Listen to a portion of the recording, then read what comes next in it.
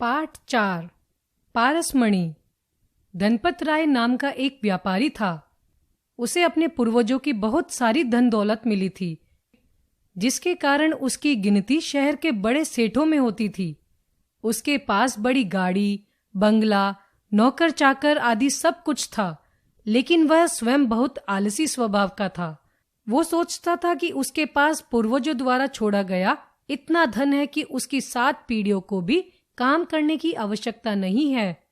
अतः वह सुबह देर से उठता, अच्छा खाता पीता और पुनः सो जाता।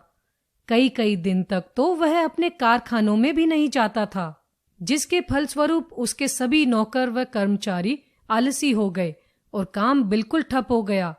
किंतु धनपत राय पर इसका कोई प्रभाव नहीं पड़ा। प्राय यह देखा जाता है कि बड़ों का असर बच्चों पर भी अवश्य पड़ता है। अतः धनपत राय का बेटा भी उसकी तरह बिना काम किए धन खर्च करना अपना अधिकार समझने लगा। काम करना उसकी शान के विरुद्ध था। परिणाम स्वरूप धनपत राय की पूर्वजों से प्राप्त संपत्ति धीरे धीरे समाप्त होने लगी और कुछ वर्षों के बाद उसके पास केवल घर रह गया। घर की सभी कीमती वस्तुएं भी वह एक एक कर बेच चुका था। हालत इतनी बुरी हो गई कि वह अपनी जरूरत की चीजें भी अब नहीं खरीद पाता था। एक दिन उसके घर एक साधु आए। धनपत राय ने साधु की बहुत सेवा की, क्योंकि वह जानता था कि यदि साधु उसकी सेवा से प्रसन्न हो गए तो उसे मनचाहा वरदान देंगे। जैसा उसने सोचा था वैसा ही हुआ। साधु उसकी सेवा से बहुत प्रसन्न हुए और बोले, वत्स, हम तुम्हारी सेवा से खुश हुए। मांग लो जो तुम मांगना चाहते हो।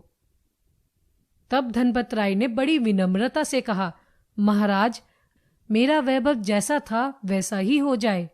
यह सुनकर साधु महाराज ने अपनी पोटली में से एक पारसमणि निकालकर सेठ को दे दी और कहा, यह मणि अपने स्पर्श से लोहे को भी सोना बना सकती है।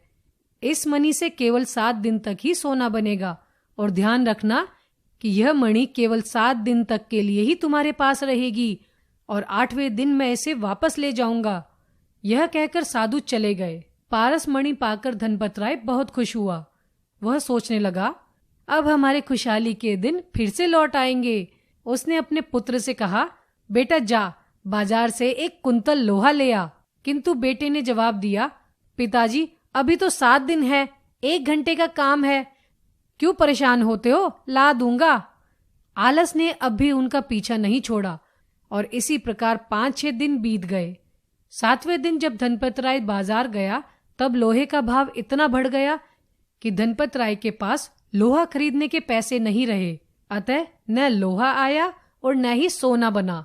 8वें दिन साधु महाराज आ गए और धनपत राय से अपनी पारसमणि वापस मांगने लगे। यह सुनकर सेठ का कलेजा मुंह को आ गया। वह साधु के सामने रोने गिड़गिड़ाने लगा। कहने लगा, महाराज, मैंने तो अभी सोना बनाया ही नहीं, बाजार जाना ही नहीं हुआ। कल लोहा बहुत महंगा था, मुझ पर दया कीजिए, मुझे कम से कम 1 दिन का समय और दे दीजिए। इस पर साधु ने क्रोधित होते हुए कहा, जब 7 दिन में तुम कुछ नहीं कर सके तो 1 दिन में क्या कर लोगे? सौभाग्य एक बार दरवाजा खटखटाता है, बार बार नहीं। तुम बहुत आलसी हो। तुम्हारे जैसे लोग कभी उन्नति नहीं कर सकते। अब मैं एक पल भी इस पारसमणि को तुम्हारे पास नहीं छोड़ूंगा। वैसे भी यह पारसमणि एक व्यक्ति को केवल 7 दिन तक ही फल देती है। अतः अब तुम्हारे लिए यह बेकार है। याद रखो कि जो व्यक्ति आज का काम कल पर छोड़ देता है तथा समय का सदुपयोग नहीं करता, वह सदैव परेशान रहता है। यह कहकर साधु महाराज अपनी पारसमणि लेकर चले गए और सेठ अपने आलस पर आंसू बहाता रह गया। बच्चों, कोई भी कार्य कल पर टालने के स्थान पर तुरंत उसी समय पूरा कर लेना चाहिए।